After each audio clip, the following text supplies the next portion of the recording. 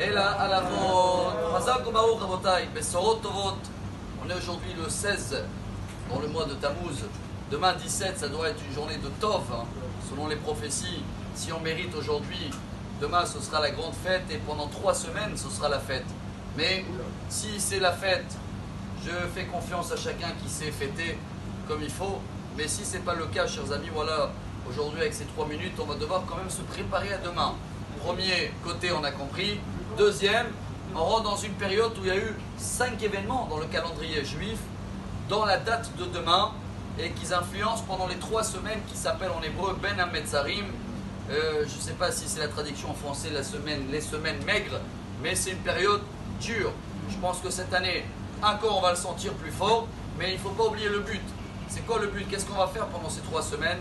Se rappeler qu'il nous manque la résidence divine de Dieu. S'il y a eu le Beth Amikdash, tous les problèmes qu'on a ne seraient plus là. Il ne va plus avoir de problème par la salle, problème d'argent. Alors c'est en fin de compte la source de tous les problèmes. Toute l'année, tellement on est dans notre problème qu'on oublie la source. Que là, pendant ces 3 semaines, dès demain, chers amis, et c'est pour ça qu'on fait un rappel aujourd'hui, 5 événements ils sont passés demain, le 17 Tammuz. Le premier dans le temps, c'était brisé, on dit en français, l'étape de la loi. On est demain entre 40 jours après Matan Torah et 40 jours pratiquement avant les Sliachot. Et c'est une journée délicate, on a mal calculé et mon cher Rabbeinu a brisé l'étape de la loi. Deuxième événement, ça s'est passé plus tard dans le premier temple.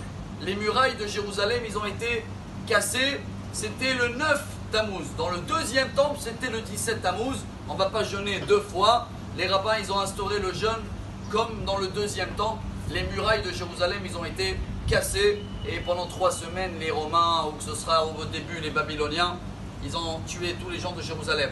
Troisième événement, chers amis, demain, il y avait quelqu'un à Postémous, il s'appelait un légionnaire ou un soldat romain qui a brûlé la Torah pendant ce jour-là. Quatrième événement qui est également très très dur, c'est le roi Ménaché. Il avait mis un statut dans le temple, dans le Saint des Saints, exprès pour donner le dos et tout le monde se prosternait. Et le dernier, et voilà avec quoi on va terminer, qui concerne notre paracha cette semaine. Dans la paracha de Pinchas, on a une mitzvah, c'est le sacrifice journalier, tous les jours, matin et soir, qui est remplacé par la prière, comme vous le savez bien. Et la première fois où le sacrifice journalier, ça veut dire d'être fixe, fidèle, a été arrêté, c'est également demain le 17 Tammuz. Vite, vu tous ces événements, chers amis, j'encourage, moi en premier, chacun, dès demain, il regarde le calendrier, à quelle heure le soleil se lève, l'aube, je crois en français, Tel Aviv, 4h30, chacun y voit dans la ville où il est. Mais si on n'est pas dans la catégorie une femme qui vient d'accoucher, une femme enceinte, quelqu'un qui est âgé, quelqu'un le pauvre qu'il est, il est avec le Covid, tout cela, les grands rabbins d'Israël, il y a des portes pour ceux-là qui ne peuvent pas jeûner.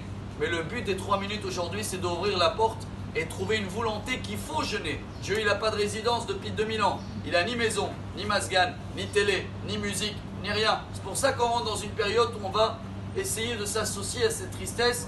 Et Kol Amitabel al Yerushalayim, chacun qui va commencer à faire des efforts dès demain, j'espère pas si ce sera annulé, Bezrat Hashem, c'est lui qui va danser dans l'avenue de Mashiach à Jérusalem. Bonne journée, Tzom Kal, Amar Rabbi Elazar, Amar Rabbi Hanina, Talmidei Chaim Shalom.